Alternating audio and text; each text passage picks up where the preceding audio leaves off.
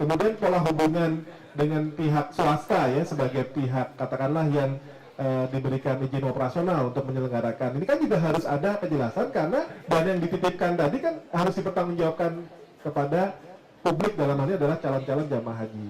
Jadi IAI tentu akan mendorong ke arah sana, bagaimana transparansi, bagaimana kejelasan standar akuntansi, bagaimana penghitungan biaya atas penyelenggaraan haji ini, bagaimana pelaporan keuangan, kalau perlu didisclose itu diungkapkan dalam laporan keuangannya, dipublikasikan gitu ya. Jadi ada kejelasan, kalaupun ada permasalahan, semua stakeholder, baik itu pemerintah, masyarakat sendiri, pihak swasta, ya, itu bisa ikut memberikan solusi bagaimana pemecahan permasalahan ini. Masa sudah sekian lama kita. Nah, yang berikutnya adalah masalah kinerja, services. Kalau kita bandingkan dengan negara lain gitu ya, kita ini kan sangat sesuatu yang tradisional dan tidak berubah gitu. Bisa coba kita bayangkan ya, masalah komunikasi saja. Banyak jamaah haji itu jangankan bahasa Arab gitu ya, bahasa Indonesia aja problem. Kalau kita bandingkan services yang dilakukan oleh pemerintah negara lain gitu ya, itu benar-benar tidak hanya bicara ritualnya, tapi benar-benar bagaimana proses, bagaimana kultur di sana. Ini kan sama juga mirip dengan persoalan tenaga kerja kita misalnya. Jadi banyak persoalan dari segi apa yang harus dipersiapkan, kemudian apa-apa tahapan dalam arti apa? Bukan konteks secara ibadahnya saja ya, tapi konteks secara sosial, konteks secara servis dia selama di sana, bagaimana berinteraksi, bagaimana pedoman-pedoman yang memudahkan nanti selama di sana, referensi mengenai kondisi negara di sana dan seterusnya. Ini kan bagian dari services yang mestinya juga disediakan. Sama lah seperti kita kalau masalah pariwisata, informasi minim sekali ya. Sehingga daerah kita tuh ya akhirnya nggak bisa dijadikan tujuan yang visible. Masyarakat negara lain lebih tertarik ke negara tetangga yang sebenarnya sumber turismenya misalnya nggak lengkap gitu. Karena kembali soal komunikasi dan informasi. Nah, jadi soal performance services ini karena masyarakat calon jemaah haji sudah membayar, maka ya harusnya dia mendapatkan services ya, persiapan, ya kemudian apa-apa yang mesti dipersiapkan soal komunikasi, buku-buku pedoman, ya di luar konteks dari ibadah yang akan dilaksanakan di sana. Saya kira ini satu hal yang jangan sampai, ini kan suatu penanganan yang reguler ya Pak ya. Tapi kan penanganannya seolah-olah seperti kita baru menangani gitu ya. Padahal sudah bertahun-tahun kita menangani atau menyelenggarakan layanan seperti ini. Jadi ada dua hal ya, akuntansi tidak hanya masalah laporan keuangan, tapi juga masalah tadi bagaimana kejelasan dari cost struktur misalnya, bagaimana soal operasional, tapi juga masalah kinerja atau performance. Bagaimana servicesnya, bagaimana pelayanannya, bagaimana pendampingan dan seterusnya. Mungkin sementara itu Pak sebagai pembuka. Terima kasih. Oke, terima kasih Pak Ju. Mungkin Pak Yusuf yang bisa mempertajam, tepatnya lebih menajamkan Pak ya. Terima kasih dengan evaluasi BPK Pak ya. Ya, terima kasih. Kita dari akuntansi ya, Ikatan Akuntan Indonesia. Kalau kita lihat ini untuk yang haji, maka kalau kita ingin bicara accounting haji atau dana haji, maka kita yang pertama harus paham entitasnya. Jadi entitas siapa sih penyelenggara ibadah haji itu? Apakah itu Kementerian Agama sebagai kementerian yang memperoleh dana APBN? Apa Kementerian Agama sebagai penyelenggara ibadah haji atau siapa? Nah, ini harus clear dulu. Yang kedua, kita harus paham proses atau seluruh kegiatan dalam penyelenggaraan ibadah haji.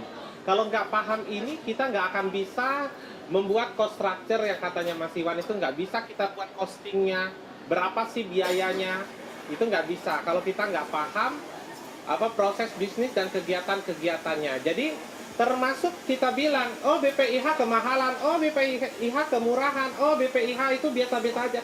Kita tidak bisa katakan itu apabila kita tidak tahu cost-nya, berapa total cost structure-nya itu.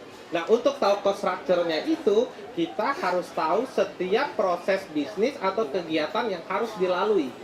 Apakah nanti kegiatannya yang di Indonesia apa, waktu di embarkasi apa, waktu di Arab apa, waktu di debarkasi sampai Indonesia lagi apa. Nah, itu harus kita tahu dulu. Kemudian yang ketiga yang harus kita paham adalah waktu kapan sih penyelenggaraan ibadah haji tersebut. Waktunya. Itu yang harus clear kita pahami.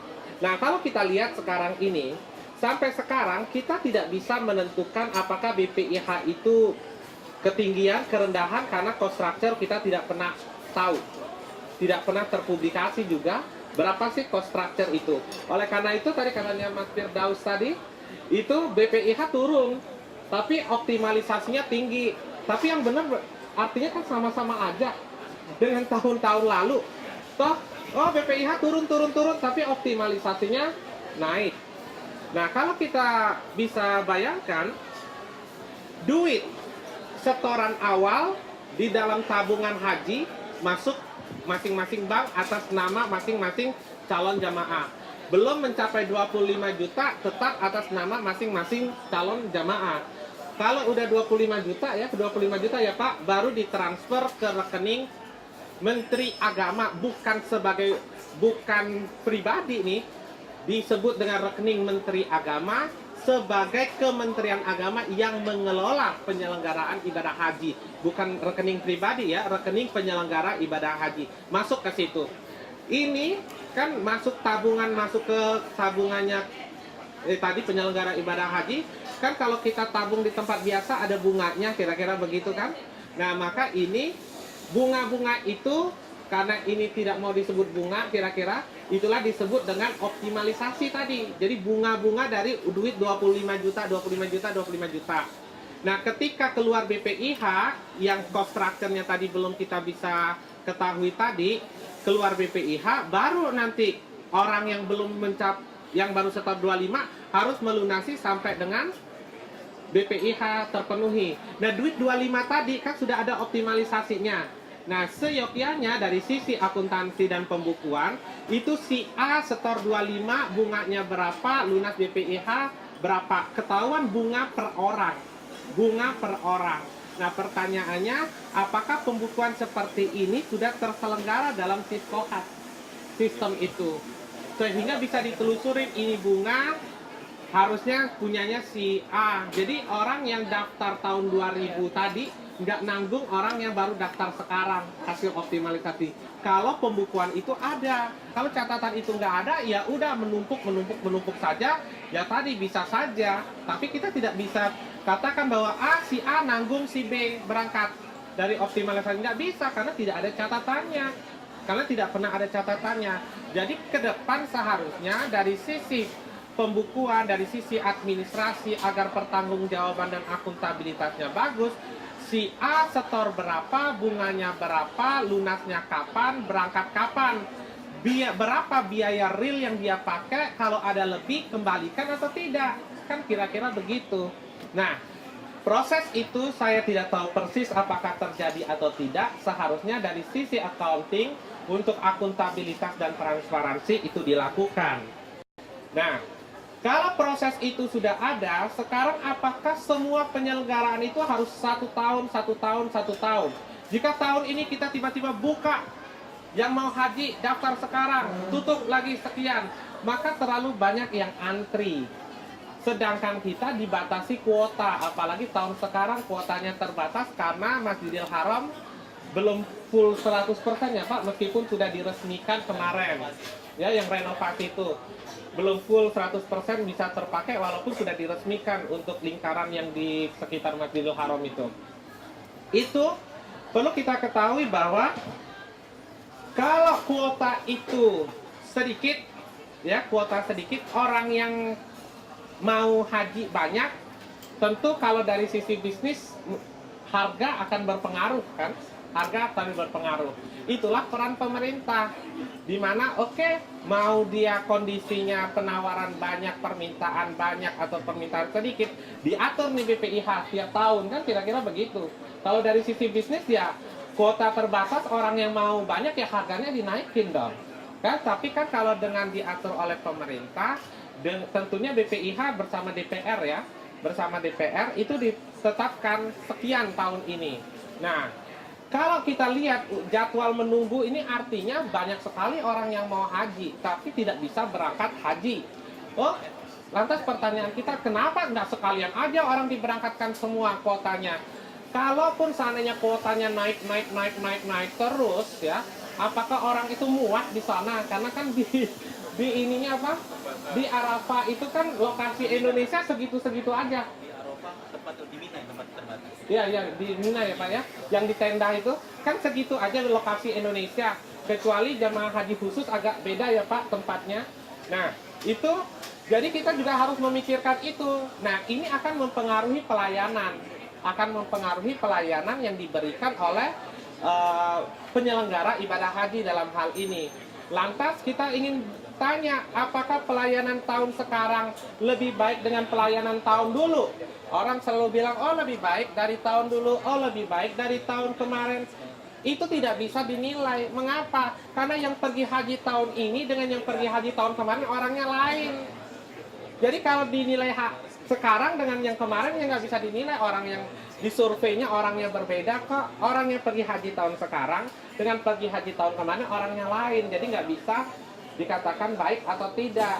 Tetapi setidaknya dari sisi manajerial pelayanan ibadah haji, apa yang sudah dilakukan.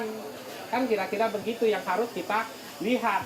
Nah, untuk dapat meningkatkan pelayanan itu, untuk dapat kita dapat menilai dari sisi manajerialnya sudah baik atau tidak, itu tadi kembali paham proses bisnisnya. Paham proses bisnisnya. Undang-undang kita di 13 2008 itu bahkan mengatur orang itu dari rumahnya sampai ke embarkasi itu biaya siapa? Biaya. Nah, itu harus tercatat di negara. Kalau itu menggunakan uang negara. Undang-Undang 13 tahun 2008 itu, Undang-Undang Haji bilang, kalau urusan dari rumah dia sampai ke embarkasi, urusan Pemda masing-masing. Oleh karena itu, Pemda itu macam-macam. Ada yang ngasih ongkos, ada yang ngasih uang, ada yang ngasih kalau ada itu ada rendang dikasih ke jamaah. Ada itu boleh nggak? Undang-undang memperbolehkan kok. Kan kira-kira begitu, karena di situ dibiayai masing-masing diurus. Ada Pemda yang cuek-cuek aja urusan lo, kan kira-kira gitu. Nah, sudah sampai embarkasi biaya siapa? Karena tidak langsung berangkat kan di embarkasi, dia nginep dulu semalam, baru besoknya berangkat. Itu sudah ada biaya nginep di asramanya, biaya makan minumnya sudah nggak ngeluarin duit lagi toh. Itu dari BPIH. Nah, ini harga pokok nih sudah harus dihitung, termasuk cost structure-nya harus sudah mulai dihitung nih dari sini. Sejak dia datang ke embarkasi, biaya makan, biaya nginep di embarkasi. Dari embarkasi ke bandara. Saya tidak tahu untuk tahun ini apakah bandaranya Soekarno-Hatta di Terminal Haji atau ke Halim. Belum tahu yang tahun ini kira-kira. Nah, kalau dia, itu kan ada biaya transport dia ke sana. Oleh karena itu nanti terus dari sana nunggu di bandara itu sudah termasuk biaya penerbangan. Jadi penerbangannya pakai apa? Garuda atau Saudi Arabia Airlines atau apa saya tidak tahu. Yang pasti di sini udah dihitung costingnya. Nah, itu harus kita petakan semua. Harus sudah mulai dipetakan semua kegiatan-kegiatan itu. Sudah sampai di sini. Untuk dapat berangkat keluar dari Indonesia harus ada visa, paspor, segala macam. Oleh karena itu Kementerian Luar Negeri, Imigrasi itu terlibat. Tadi Kementerian Perhubungan terlibat. Jadi tidak satu kementerian yang harus dilihat ini. Nanti sesudah dia terbang sampai ke Jeddah, ada yang ke Madinah dulu. Kalau sekarang ini Madinah dulu. Ya, kalau yang kloter awal Madinah dulu, nanti pas kloter akhir baru menjelang itu ke Mekah. Nah, itu jam 12 teng malam pada tanggal sekian itu nggak boleh lagi keluar dari Jeddah, nggak boleh masuk Mekah. Jadi kalau planningnya nggak tepat, itu jamaah haji kita yang sudah sampai Jeddah nggak bisa masuk Mekah. Itu namanya tidak haji. Ya, nggak bisa haji. Oleh karena itu, si Kementerian Agama ini sebagai penyelenggara ibadah haji sangat tergantung pada penerbangan. Sangat tergantung pada penerbangan untuk jadwalnya. Kalau delay sedikit saja, lewat dari jam 12 teng nggak bisa masuk Mekah ya percuma. Dia sudah ngeluarin biaya. Nah, ini semua harus tercatat. Harus tercatat di dalam cost structure tadi, perkiraan-perkiraan itu. Nah, termasuk nanti sesudah dari Jeddah atau dari Madinah untuk masuk ke Mekah perlu transport. Ya, selain perlu transport. Nah, transport itu ada biaya apa saja, sudah urusan sana. Makanya nanti berhubungan dengan muasasah, berhubungan dengan service charge, itu sudah regulasinya Arab. Nah, kalau sudah regulasinya Arab, kalau kita negosiasinya nggak bagus, nggak bisa kita bernegosiasi di sana, bahasa Arabnya nggak bagus. Kapan itu dilakukan? Jauh sebelum penyelenggaraan haji ini dimulai. Jadi jauh-jauh sebelumnya orang sudah mesen dulu. Udah sampai di sana dia harus ditempatkan kan dalam pondok-pondok. Dalam pondok-pondok itu kalau sebenarnya pondok-pondok itu ya kayak hotel, tapi hotel di sana kalau bagus banget mahal banget. Kalau hotel-hotel yang dipakai oleh kita itu kan standar, karena kita itu yang penting ada di sana kan, kadang-kadang pondoknya juga jelek-jelek nggak masalah, tapi jelek-jelek itu juga bintang 3 kan, rata-rata di situ bisa bintang 3-nya ya segitu, ya itu mahal. Makanya itu kadang-kadang ditumplok aja 8 orang masuk dalam satu kamar, jadi luas tadi susah untuk diatur. Luas satu orang berapa space-nya itu susah untuk diatur, karena kan kondisi di sana berbeda-beda, apalagi zaman sekarang yang berangkat sekarang, karena ada renovasi di sekitar Masjidil Haram, banyak hotel-hotel di sekitar Masjidil Haram yang dipangkas, jadi perumahan pondok kita nggak bisa dekat lagi dengan Masjidil Haram, keluar Masjidil Haram itu nggak bisa, agak jauh dikit. Jadi kalau dibanding tahun dulu itu mungkin berapa 2000 itu kan sudah sampai di bawah 2000 ya kalau dulu itu. Sekarang mungkin akan menjauh lagi karena kondisi Masjidil Haram yang renovasi. Jadi ada beberapa hal yang harus pelayanan itu akan mempengaruhi costing. Tapi pelayanannya bisa berubah tergantung kondisi yang ada meskipun costingnya naik. Sekarang kan naik harga hotel di sana karena jual mahal mereka. Walaupun jauh-jauh naik karena orang butuh di sekitar Masjidil Haram. Nah itu mempengaruhi costing. Jadi jika kita ingin menilai satu report terhadap keuangan itu, kita juga harus tahu kondisi yang terjadi pada saat kejadian itu. Oleh karena itu saya katakan tadi, kita harus jelas entitas, tahu proses bisnis, tahu waktu. Waktunya sih kita paham, kondisi sekarang di sana harga lagi naik.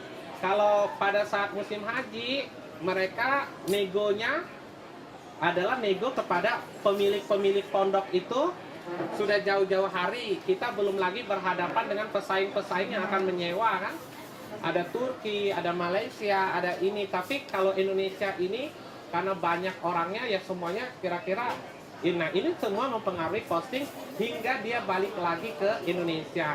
Nah sekarang dilaporkan tidak? Ya harus dilaporkan. Nah sekarang laporan yang ada saat ini, laporan yang mana? Yang tahunan tadi Pak. Laporan yang ada saat ini adalah 1 tahun, jadi kayak laporan kepanitiaan. Jadi yang uang 25 juta tadi yang ada optimalisasinya itu tidak tersaji sepenuhnya dalam laporan keuangan penyelenggaraan ibadah haji. Hanya jemaah yang berangkat saja yang biayanya tersaji dalam laporan keuangan penyelenggaraan ibadah haji. Kira-kira gitu gambarannya. Terima kasih. Terima kasih Pak John. Saya pikir penjelasan dari Pak John, Pak Iwan, kemudian juga dari Ampuri, dari ICW tadi sudah sangat jelas ya. Teman-teman mungkin saya undang untuk mulai mendalami persoalan-persoalan yang tadi sudah diungkapkan dalam format diskusi ya. Silakan apa yang mau dipertajam, silakan dari mana dulu mulainya. Boleh dari persoalan keuangan, boleh dari persoalan penyelenggaraan, silakan dari mana aja. Kalau enggak nanti saya yang mancing. Silakan.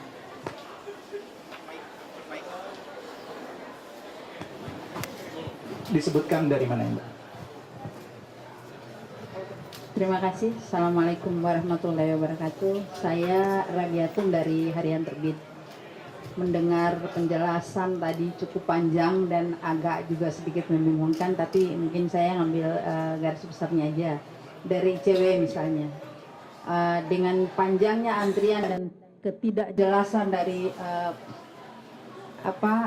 jumlah antrian dan juga keuangannya, apakah oleh ICW itu akan menuntut bahwa sebaiknya untuk memperbaiki laporan keuangan dan lain-lain, sebaiknya pendaftaran haji itu dihentikan.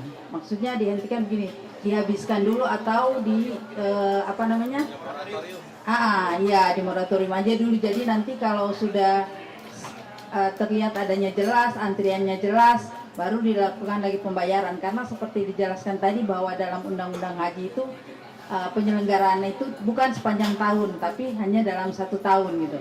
Jadi setiap 1 tahun diberikan laporan dan itu harus habis jelas. Sementara sekarang kalau ada laporan itu kan di belakang masih ada antrian yang panjang ya, masalah keuangannya gitu loh. Nah, terus yang kedua dari Ampuri, Pak Yosar, kira-kira apa sih yang diinginkan dari penyelenggara haji swasta? Apakah yang dari uang $4.000 itu harus dikembalikan setelah didaftar atau bagaimana? Karena kan selama ini tidak jelas nilai optimalisasi untuk BPIH khusus itu belum ada. Yang ada yang kita dapatkan optimalisasi secara keseluruhan. Dan kalau saya tidak salah, penyelenggara haji khusus itu tidak menerima bagian dari optimalisasi itu gitu loh. Jadi jamaahnya sendiri dia punya duit, dia punya optimalisasi, tapi jamaah plus itu tidak pernah menikmati yang namanya optimalisasi dari dana yang disimpan itu. $4.000 lupa banyak. Jadi kira-kira diinginkan seperti apa sih? Apakah itu tidak perlu sebanyak itu? Yang penting ada ikatan seperti haji biasa yang hanya 25 juta juga termasuk besar karena dia harus antri sekian tahun dan dia masih tetap membayar gitu. Kalau yang lain kan mungkin saya antri 5 tahun, ya nama saya masuk aja gitu. Saya tidak perlu memberikan tambahan karena ada optimalisasi di situ. Tapi di situ juga kan tidak jelas. Yang kedua mungkin dari BPK ini yang ketiga ya Pak ya, dari BPK apakah ada audit khusus gitu yang diaudit itu haji reguler dan diaudit juga haji khusus, karena itu kan selama ini yang kita lihat kan auditing haji itu hanya satu gitu loh, keuangan haji bla bla dan kepuasan bla bla gitu, tapi tidak ada spesialisasi bahwa ini auditing untuk haji khusus sekian, ada optimalisasi sekian, digunakan sekian gitu. Karena kalau saya nggak salah untuk haji khusus itu juga kan mereka membayar general service dan uang Arafah Mina itu kalau nggak salah ada gitu, dan itu tidak pernah dinikmati oleh penyelenggara haji khusus atau jamaah haji khusus menikmati itu karena tenda Arafah Mina itu dibayar tersendiri, terpisah dari jatah yang sudah dibayarkan ke Kementerian Agama. Kalau saya nggak salah 300 real ya gitu ya Pak Yusar ya. Itu selama sekian tahun itu tidak pernah dinikmati oleh penyelenggara. Jadi mereka tetap membayar, tapi mereka tidak pernah menikmati itu, tapi membayar tenda secara sendiri gitu. Terus mungkin dari akuntan sendiri, kira-kira apa sih sebaiknya, solusi apa dengan carut marutnya laporan yang ada itu, apa sih yang harus kita lakukan sehingga nanti menjadi bagus ini laporan haji? Karena kalau nggak salah sudah 12 tahun, 20 tahun itu gimana sih kita mengaudit dana sebanyak itu gitu loh. Seperti kita tahu bahwa kalau misalnya itu dana tidak habis, akan seumur-umur itu dana itu tetap ada. Terus seperti sukuk itu kan jatuh temponya itu tidak pernah diambil gitu, diperpanjang terus kan tidak ada kejelasan kan, optimalisasinya berapa besar itu tidak ada kejelasan. Saya kira itu. Terima kasih. Ya, terima kasih. Ya, saya tidak ya. Kita bisa menerapkan mekanisme buka tutup seperti puncak misalnya, pas hari libur atau hari besar gitu ya. Jadi ketika padat gitu ya, kita tutup nih Bu gitu. Kemudian lancar lagi. Jadi sistem buka tutup untuk haji. Tetapi sebagai sebuah catatan memang kalau kita ingat tahun lalu atau 2 tahun lalu ya, KPK pernah mengusulkan moratorium haji. Nah, sebenarnya dalam konteks ini kami sepakat dengan catatan, kita moratorium untuk apa? Gitu ya. Apakah moratorium hanya sekedar untuk melakukan relaksasi tetapi tidak terjadi perbaikan substantif, tidak terjadi perbaikan layanan misalnya. Nah, kami coba mengusulkan, oke, kita bisa melakukan moratorium pendaftaran ibadah haji dengan catatan 2 hal. Satu, kita perbaiki regulasinya, artinya transparansi dan akuntabilitas gitu ya. Karena kan kalau kita lihat misalnya dari Undang-Undang 13 kemudian jomplang langsung masuk ke PMK, ke Peraturan Menteri Agama, kemudian masuk ke operasional haji. Jauh sekali gitu ya. Artinya kita perbaiki dulu regulasinya gitu ya. Kemudian yang kedua ya artinya regulasi, kemudian yang kedua kita perbaiki lagi kelembagaan, standar pelayanan dan segala macam gitu. Nah, Kalau selama ya menurut kami ya, selama dua prasyarat ini tidak dijalankan, nggak ada gunanya moratorium setahun 2 tahun. Nggak ada gunanya kita misalnya, ya udahlah, kita biarkan dulu sampai habis gitu, ibaratnya kalau lampu merah macet gitu ya, sampai nanti yang terakhir kita kelihatan, oh ya ini kita buka lagi gitu. Karena substansi persoalannya tidak diselesaikan gitu. Kalau kita ingat misalnya, kenapa dibuka sepanjang tahun? Ini kan dulu kan hanya berangkat berdasarkan edaran Dirjen Bimbingan Masyarakat Islam ya, penyelenggaraan haji nomor D200 tahun 2004 gitu ya. Nah, pertanyaannya, apa yang menjadi landasan mengatakan yang memungkinkan kita? Apakah ini juga tafsir yang memungkinkan bisa dibuka sepanjang tahun? Dalam artian ya sepanjang hari gitu ya, artinya ibarat toko kelontong gitu ya. Silakan aja mengantri segala macam. Kemudian salah satu dampaknya misalnya, ya udah kita gunakan lagi mekanisme tanda kutip mekanisme pasar misalnya. Ketika demand semakin tinggi misalnya, pricingnya harganya naik gitu. Sehingga prinsip nirlabanya hilang gitu. Jadi kalau menurut kami sih ya satu itu suatu keniscayaan ya bahwa misalnya animo itu tinggi, waiting list itu pasti tinggi gitu ya. Kemudian yang kedua, ya oke, kita bisa melakukan misalnya, artinya untuk menjaga animo misalnya apa namanya, pendaftaran yang semakin menumpuk, kita buat mekanisme perbaikan kelembagaan dan sisi pengelolaan teknis pengelolaannya sendiri gitu ya. Saya ambil contoh beginilah tadi misalnya, tadi Pak dari Ampuri juga mengatakan, kalau dikatakan dalam standar akuntansi misalnya saya bayar 25 juta, kemudian saya berangkat 10 tahun lagi, kemudian ketika dilaporkan saya tidak tahu. Dari 25 juta ketika saya akan melunasi, saya dapat bunganya berapa? Karena yang dihitung sebagai pokok pelunasan adalah nilai awal 25 juta. Saya dikurskan ketika saat waktu pelunasan, kurs tengahnya, gitu ya. Nilai optimasinya walau alam lah, gitu ya, gitu. Nah, yang menarik lagi misalnya, kalau saya membatalkan keberangkatan haji setelah menabung 10 tahun, saya tidak mendapat jasa bunga, yang dikembalikan hanya pokoknya. Kalau dulu pokok dikurangi denda administratif, sekarang tidak. Gitu. Jadi, ya ini bukan investasi memang. Ini bukan misalnya perikatan antara hak dan kewajiban. Kalau saya membayar, saya berhak mendapatkan misalnya servis dan segala macam. Ada mekanisme komplain begitu ya. Ada mekanisme aduan. Di haji tidak. Ya, karena spiritnya bukan spirit selain ibadah gitu ya. Karena publik kita hanya menganggap ini ibadah, bukan perikatan kontrak. Tidak ada misalnya hak dan kewajiban gitu. Jadi, saya sepakat moratorium dengan catatan. Ya tapi sekali lagi DPR mau nggak moratorium? Kemenak mau nggak untuk melakukan moratorium? Kemenak bilang janganlah di moratorium. Kalau kita minta 2 tahun, 3 tahun. Artinya selama masa idah ini, gitu, masa moratorium ini, kita perbaiki regulasinya, kita perbaiki tata kotanya, kita perbaiki laporan keuangannya, kita perbaiki standar pelayanannya. Masalahnya di birokrat dan ya, menurut saya sih kelompok tertentu ya di DPR yang segala macam yang memandang bahwa hawa bisnisnya lebih besar dibandingkan hawa ibadahnya. Gitu. Itu aja Bu. Oke, Pak Yosef mungkin sebelum menanggapi pertanyaan kedua, tadi setuju nggak dengan moratorium Pak? Saya terus terang termasuk yang penggagas sih Pak.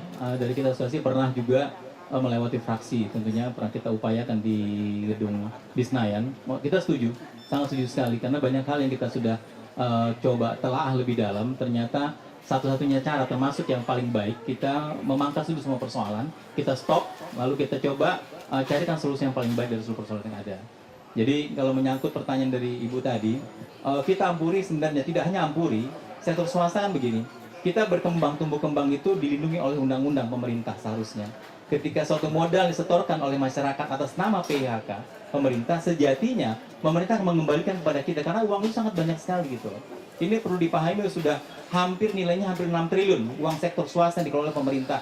Yang kita sampai sekarang tidak. Uang itu seperti apa? Pemerintah menurut kami, ini saya juga nggak ngerti nih, pemerintah dari harus ada satu badan institusi yang menelaah lebih dalam, khususnya mungkin di Senayan kawan-kawan anggota legislator gitu, itu memahami bahwa ini tidak benar. Kami sudah masuk pada suatu kesimpulan bahwa seluruh tata perundang ini yang berkaitan dengan haji khusus kita akan bawa ke MK, kita akan judicial review. Banyak persoalan kita yang terkendala permasalahan, bukan permasalahan, jadi pemerintah seperti ini. Pemerintah menahan uang masyarakat atas nama keamanan dan keselamatan dari masalah uang yang diinvestasikan. Ini tidak benar. Negara kita negara hukum, diatur oleh semua permasalahan dalam undang-undang.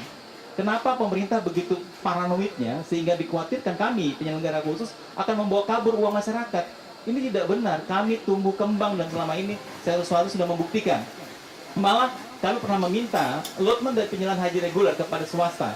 Dengan biaya yang diterapkan mereka, kami bisa yakinkan kepada mereka bahwa kami bisa lebih baik memberikan pelayanan kepada masyarakat untuk biaya yang memang dibebankan kepada masyarakat. Oke lah kita bicara Jakarta sekarang 3.000 hampir 3.600 US dollar. Kami punya kemampuan lebih selama ini dalam memberikan tatanan pelayanan yang maksimal kepada jemaah. Perlu kita sampaikan, saya sampaikan sini, pemerintah abai dalam banyak hal menurut kami. Kalau dari 210.000 penyelenggaraan ibadah yang masyarakat yang berangkat haji, hampir 50%-nya data yang kami temukan lapangan tidak bisa membaca Al-Quran. Ini ironi.